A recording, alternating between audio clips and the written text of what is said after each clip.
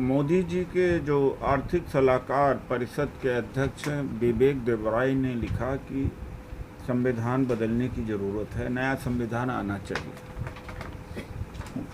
इसके अतिरिक्त one nation one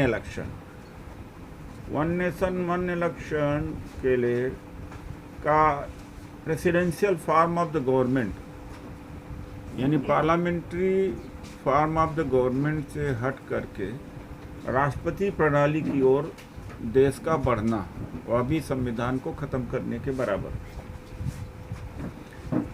इसके अलावा भी बाबा साहब डॉक्टर अम्बेडकर का भयंकर अपमान कि एक अछूत ने, एक दलित ने लिख दिया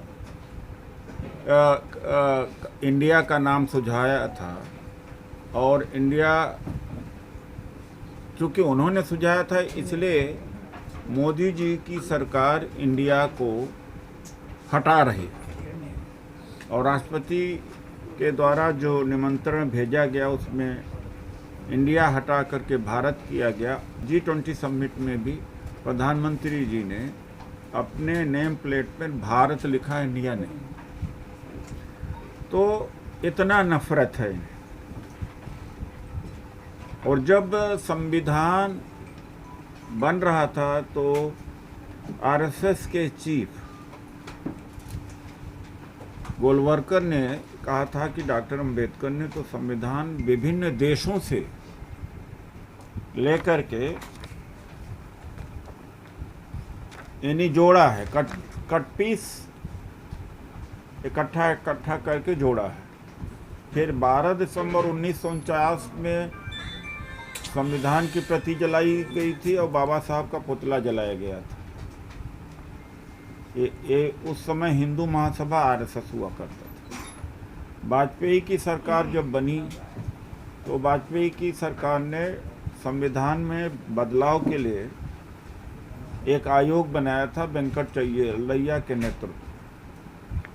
मैं कहता हूँ कि कोई भी नागरिक हो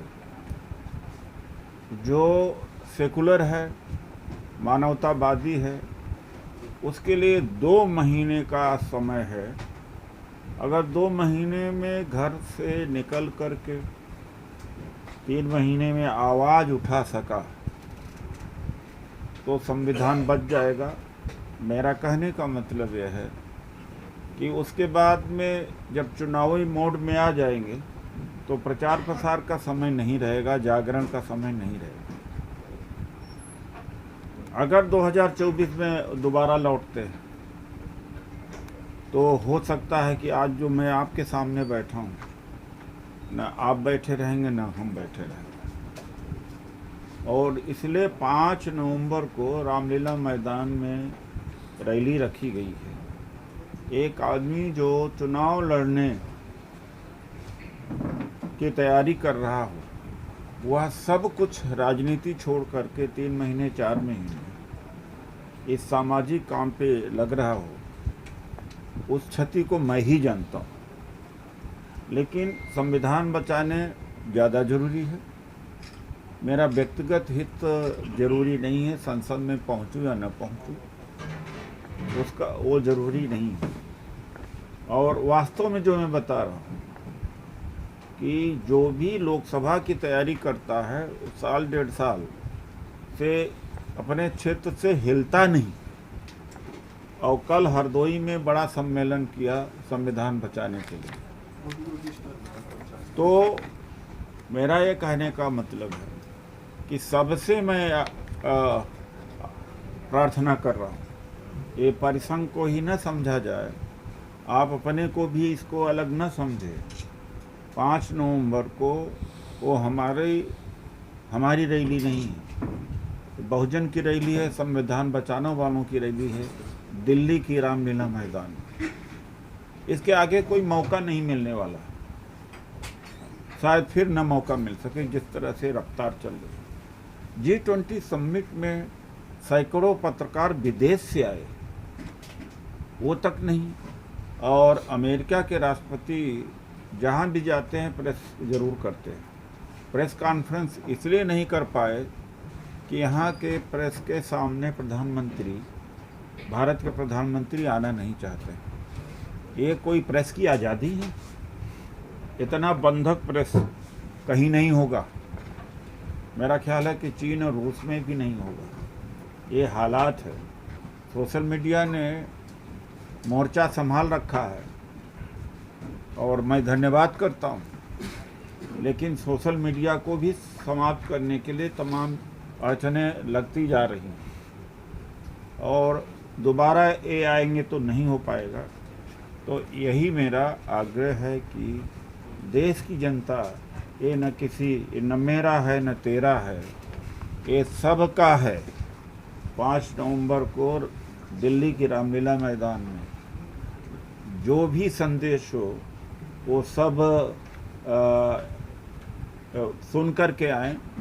और आपके माध्यम से मैं अपील करना चाहता हूँ, मैं और लोगों से भी कहूँगा जो विभिन्न पार्टियों में दलित समाज के लोग हैं, चाहे कांग्रेस में, भारतीय जनता पार्टी में हो, समाजवादी पार्टी में, भाई कुछ दिनों के लिए अपना निजी हित की अनदेखी कर दो, बच जाएंगे हम।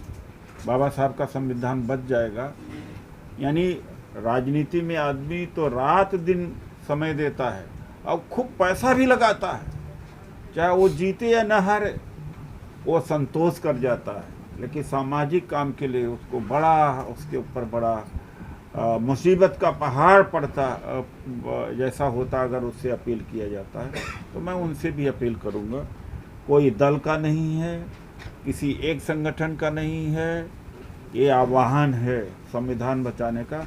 ये है हमारा 5 नवंबर को रामलीला मैदान की रैली, और संविधान बचाने के लिए, आरक्षण बचाने के लिए ईवीएम के ऊपर प्रतिबंध लगना चाहिए। उच्च न्यायपालिका में हमारी भागीदारी होनी चाहिए और सबसे ज़्यादा प्रमुखता संविधान बचाने को।